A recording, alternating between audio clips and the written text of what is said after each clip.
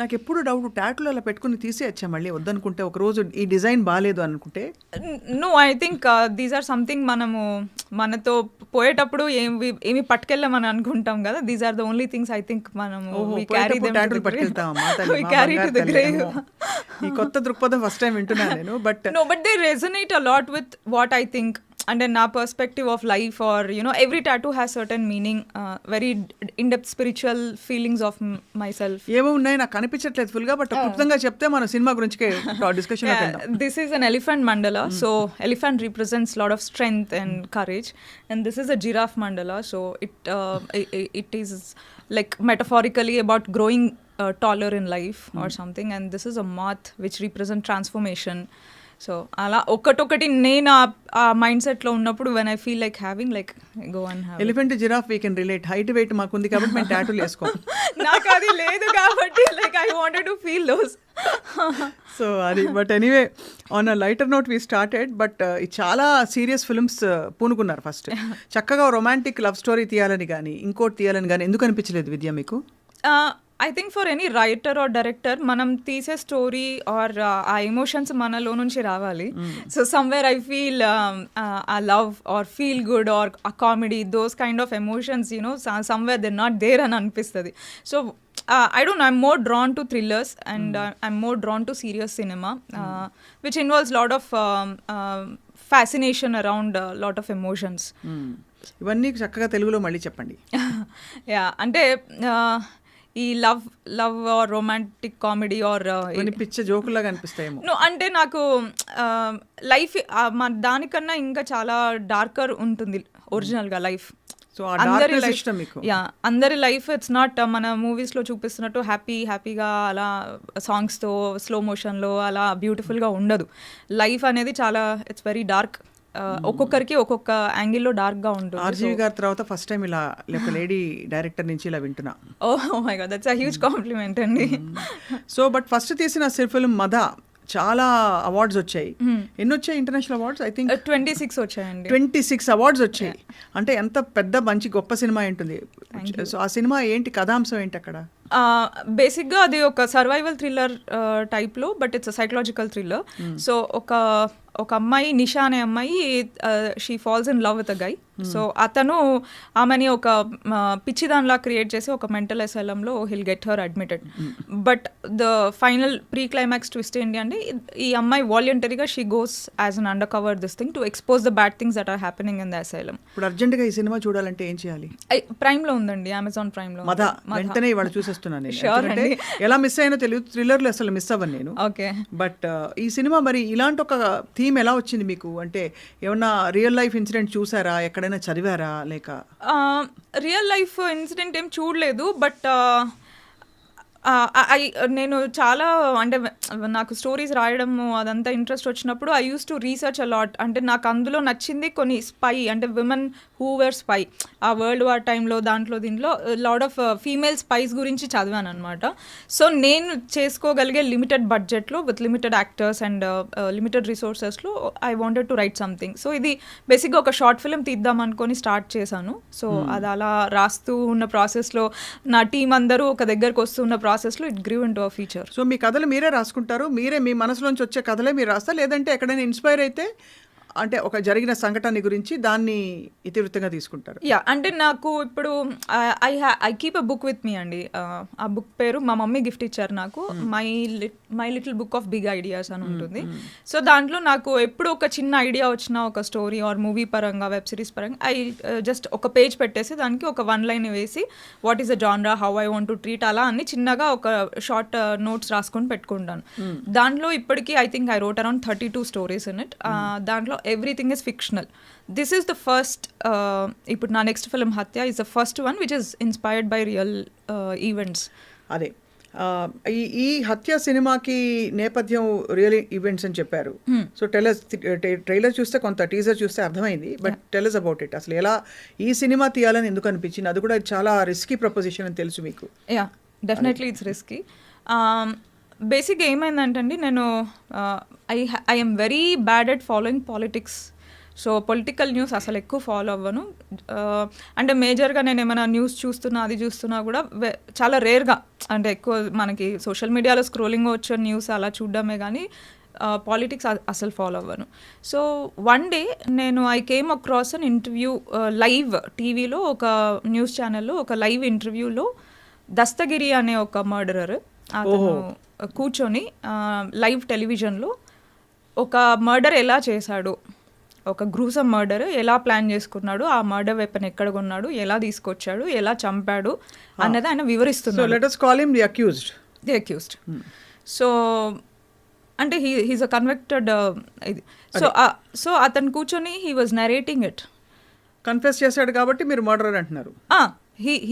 He's turn into an approver కదండి ఆయన. So అతను కూర్చొని నరేట్ చేస్తున్నప్పుడు ఈజ్ దిస్ ఫర్ రియల్ అని అనుకున్నాను నేను ఫర్ ఫ్యూ మినిట్స్. అంటే ఒక మర్డరర్ అనేవాడికి అంత సీన్ ఇస్తున్నామా మనం మన సొసైటీలో? అంటే అతను ఒక లైవ్లో కూర్చొని ఒక న్యూస్ ఛానల్లో మర్డర్ ఎలా చేశాను అని నరేట్ చేసే అంత అక్కడ ఉన్న కామెంట్స్ కానీ, లేకపోతే దాని తర్వాత the body language that he was sitting, the body language he was talking, చాలా గొప్ప ఘనకార్యం చేసే ఫీలింగ్లో ఆయన మాట్లాడుతున్నాడు. తర్వాత చాలా ఛానల్స్లో మళ్ళీ హీ గేవ్ ఇంటర్వ్యూస్. సో అసలు ఇలా ఎలవ్డ్ మన సిస్టంలో, జుడిషియరీలో ఇలా ఒక మర్డర్ అక్యూజ్డ్ వచ్చి on live television, can he really speak? So these small things caught my interest. అది అప్పుడు బాగా వైరల్ అయింది, 1.5-2 hours వీడియో. అది మొత్తం కూర్చొని చూసిన తర్వాత నేను as a story teller, what excites me is going in to the psyche of the characters. So why does a character behave like this in this situation అన్నది నాకు that is the more, I think నేను ఒక character develop చేసేటప్పుడు దానిపైన ఎక్కువ concentrate చేస్తాను. So I was very intrigued by the psyche of this person. ఎందుకు అలా చెప్తున్నాడు, ఎలా చెప్తున్నాడు అని. అవును, అంటే హీ షుడ్ బి యునో, నాకైతే అబ్నార్మల్ అనిపించింది because I never saw. So that caught my interest. And దాని తర్వాత ఐ స్టార్టెడ్ లైక్ అసలు ఈ కేసు ఏంటి అని నేను ఐ స్టార్టెడ్ డిగింగ్ మోర్. అక్కడక్కడ విన్నదే ఇది, so and so Vivekananda Reddy గారిని ఇలా ఇంటికి వెళ్ళి చంపేశారు, ఇలా ఉంది. ఓవరాల్గా పైన I know the information about this case. So after looking at this interview నేను దాంట్లో డీప్గా వెళ్ళి I started my research. So first research చేసిన తర్వాత it was becoming very interesting because there are చాలా లేయర్స్ ఉన్నాయండి. అంటే చాలా థియరీస్ ఉన్నాయి, చాలా మంది ఇన్వాల్వ్ ఉన్నారు, ఒక్కొక్కరి నెరేటివ్ ఒక్కొక్కలా ఉంది. So even in the investigation process also, ఒక ఇన్వెస్టిగేషన్ ఒక దారి వచ్చిన తర్వాత సడన్గా అది రీడైరెక్ట్ అవుతుంది. సో ఇలా ఉంటే నేను I started gathering all the information that's there on the social media and న్యూస్లో, పేపర్స్లో. there are many national level journalists also from Wire and all who covered this case in depth. So anni gather chesi I kept them in a chronological order.